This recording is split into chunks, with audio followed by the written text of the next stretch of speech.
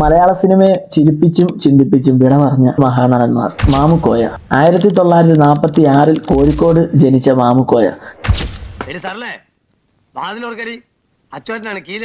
നാടകവേദിയിലൂടെയാണ് കലാജീവിതം തുടങ്ങിയത്. പിന്നീട് സിനിമയിലേക്ക് എത്തിയ അദ്ദേഹം സാധാരണക്കാരന്റെ ഭാഷയും ശരീരഭാഷയും ഉപയോഗിച്ച് മലയാള സിനിമയിൽ സ്വന്തമായ ഒരു ശൈലി സൃഷ്ടിച്ചു.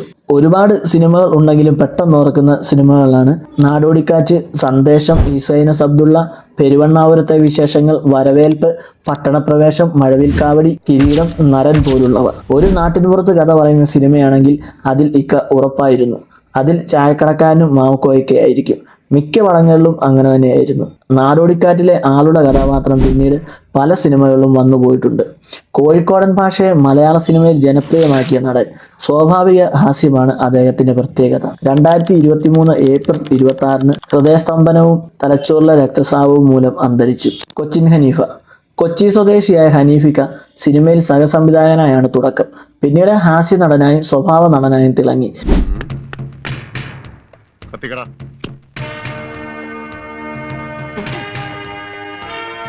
Punjabi house, Meeshamadhavan, CID Moosa, runway, Rajamanikyam, Pandippada, Kerala house ഉടൻ വിൽപ്പനയ്ക്ക്, പുലിവാൽ കല്യാണം, ചതിക്കാത്ത ചന്തു പോലുള്ള സിനിമകളിൽ അദ്ദേഹം ഇല്ലാതെ ചിന്തിക്കാൻ പോലും പറ്റില്ല. സംഭാഷണത്തിലെ ടൈമിങ്ങും മുഖഭാവവും കൊണ്ട് ചിരിയുടെ മറ്റൊരു മുഖമായിരുന്നു ഹനീഫിക്ക. 2010 കരൾ സംബന്ധമായ അസുഖത്തെ തുടർന്ന് അന്തരിച്ചു. ഇന്നസെന്റ്. തൃശ്ശൂരിൽ ജനിച്ച ഇന്നസെന്റ് ചെറിയ വേഷങ്ങളിലൂടെ സിനിമയിൽ എത്തിയ ശേഷം മലയാള സിനിമയിൽ ഒഴിവാക്കാൻ പറ്റാത്ത മികച്ച ഹാസ്യ നടനായി മാറി. പരമനാരി എന്നെ വിളിക്കാനോട് ഞാൻ ഉദ്ദേശിച്ചത്. കണ്ണുപൊട്ടുന്ന കള്ളത്തരം പറഞ്ഞ് മകളെ കെട്ടിച്ചയച്ച് തന്തയെ നാറി പിന്നെ എന്തോടോ വിളിക്കുക? തനിക്ക് വേറെ എന്തെങ്കിലും കുറ്റപ്പേരുണ്ടോ? എനിക്ക് വിളിക്കാൻ കൊതിയായിട്ടാ. 700-ലധികം സിനിമകളിൽ ഇദ്ദേഹം അഭിനയിച്ചു. Ramji Rao speaking, godfather, Mannar Mathai speaking, Kilukkam, Devasuram, number 20 Madras mail, Ravanaprabhu, Hitler, Aniyathipravu, Mithunam പോലുള്ള സിനിമകൾ എടുത്തു പറയേണ്ടതുണ്ട്. സംഭാഷണം പറയുന്ന രീതിയും നിഷ്കളങ്കമായ ഹാസ്യവും ഒരു പ്രത്യേകതയായിരുന്നു. ക്യാൻസറിനോട് പൊരുതി വിജയിച്ച ആ ചിരി 2023 മാർച്ചിൽ കോവിഡ് അണുബാധയെ തുടർന്ന് ശ്വാസകോശ സംബന്ധമായ പ്രശ്നങ്ങളും ഒന്നിലധികം അവയവങ്ങളുടെ പ്രവർത്തന വൈകല്യവും മൂലം മരണപ്പെട്ടു. കലാഭവൻ മണി. ഓട്ടോറിക്ഷ ഡ്രൈവറിൽ നിന്ന് സിനിമാ നടനായി ഉയർന്ന അതുല്യ കലാകാരൻ.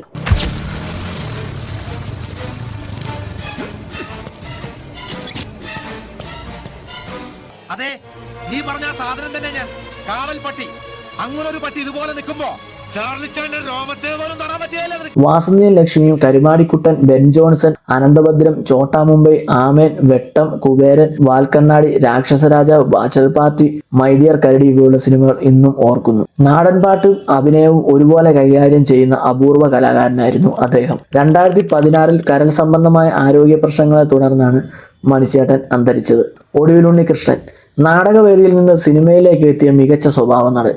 ദേവാസുരം, ആറാം തമ്പുരാൻ, സന്ദേശം, ഒരു ചെറു പുഞ്ചിരി, അനിയൻ ബാവ, ചേട്ടൻ ബാവ, മാട്ടുപെട്ടിമച്ചാൻ, ഈ പറക്കുന്നളിയ, ഗ്രാമഫോൺ, രസതന്ത്രം, അച്ചുവിന്റെ അമ്മ പോലുള്ള സിനിമകൾ ഇന്നും കാണാറുണ്ട്. അച്ഛൻ കഥാപാത്രങ്ങൾക്കും നന്മവേഷങ്ങൾക്കും ജീവൻ നൽകിയ നടനായിരുന്നു അദ്ദേഹം. 2006 വൃക്ക സംബന്ധമായ അസുഖത്തെ തുടർന്ന് അന്തരിച്ചു.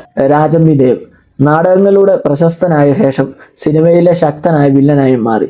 സ്ഫടികം, അനിയൻ ബാവ, ചേട്ടൻ ബാവ, തൊമ്മനും മക്കളും, ക്രൈം ഫയൽ, ഇന്ദ്രജാലം, കമ്മീഷണർ, പുതുക്കോട്ടയിലെ പുതുമണവാളൻ, ജൂനിയർ മാൻട്രാക്ക് തുടങ്ങിയ ഒട്ടനവധി ചിത്രങ്ങൾ ഇന്നും ഓർക്കുന്നു. ഭയപ്പെടുത്തുന്ന വില്ലൻ കഥാപാത്രങ്ങളിലും ഹാസ്യവേഷങ്ങളിലും ഒരുപോലെ തിളങ്ങി. നീയൊക്കെ എന്റെ സ്വന്തം ചോരയാണെങ്കിലല്ലേ എന്നെ അനുസരിക്കത്തുള്ളൂ. ഞാൻ നിന്റെയൊക്കെ ഡ്യൂപ്ലിക്കേറ്റ് തന്തയല്ലേ. നീ ജയിച്ചോ? തൊമ്മൻ തോറ്റു. തൊമ്മന് മക്കളില്ലടാ. തൊമ്മന്റെ മക്കളൊക്കെ പണ്ടേ മരിച്ചുപോയി. 2011 കരൾ സംബന്ധമായ അസുഖത്തെ തുടർന്ന് അന്തരിച്ചു. മാള അരവിന്ദൻ. നാടകവേദിയിൽ നിന്ന് സിനിമയിലേക്ക് എത്തിയ ഹാസ്യ നടൻ. സല്ലാപം, മീശമാധവൻ, കരുമാടിക്കുട്ടൻ, ഊമപ്പെണ്ണിനുരിയാടപ്പയ്യൻ, പട്ടാളം, ജഗതി ജഗദീഷ് ഇൻ ടൗൺ, ചാന്തുപൊട്ട്, കണ്ടു കണ്ടറിഞ്ഞു തുടങ്ങി 1967 മുതൽ മലയാള സിനിമയിൽ ഉണ്ടായിരുന്നു അദ്ദേഹം. സാധാരണ മനുഷ്യന്റെ നിഷ്കളങ്കത മുഖഭാവത്തിലൂടെ അവതരിപ്പിക്കുന്നതിൽ മികച്ച അഭിനേതാവായിരുന്നു അദ്ദേഹം. 2015 ഹാർട്ട് അറ്റാക്ക് മൂലം അന്തരിച്ചു. ഇളനീര് മൂത്താണോ തേങ്ങ ആവണത്? ഒരു കാലത്ത് ഞമ്മളും ആവോടോ മുതലാളി. നെടുമുടി വേണു. നാടകങ്ങളിലൂടെ അഭിനയ രംഗത്തെത്തി പിന്നീട് മലയാളത്തിലെ മികച്ച സ്വഭാവ നടനായി മാറി. ഭരതം, ഹിസൈനസ് അബ്ദുള്ള, തേന്മാവിൻ കൊമ്പത്ത്, ചന്ദ്രലേഖ, കള്ളൻ പവിത്രൻ, താളവട്ടം, ഒരു മറവത്തൂർക്കനവ്, ഇഷ്ടം, ബാലേട്ടൻ തുടങ്ങി ഒട്ടനവധി സിനിമകളിൽ അഭിനയിച്ചു. സ്വാഭാവിക അഭിനയത്തിന് പാഠപുസ്തകമെന്ന വിശേഷണം നേടിയ നടൻ 2021 കോവിഡ് ബാധയെ തുടർന്നുണ്ടായ ആരോഗ്യ പ്രശ്നങ്ങൾ മൂലം അന്തരിച്ചു. കുതിരവട്ടം പപ്പു നാടകവേദിയിൽ നിന്ന് സിനിമയിലെ ഹാസ്യലോകത്തേക്ക് എത്തിയ ജനപ്രിയ താരം. തേന്മാവിനുകൊമ്പത്ത്, ദ കിങ്, ചന്ദനതുക്കുന്ന ദിക്കിൽ, നരസിംഹം, സുന്ദരകില്ലാടി, ചന്ദ്രലേഖ, മിന്നാരം, പപ്പു മാള, ജഗതി പോലുള്ള സിനിമകളിൽ ഇന്നും നമ്മൾ അദ്ദേഹത്തെ കണ്ടു ചിരിക്കാറുണ്ട്.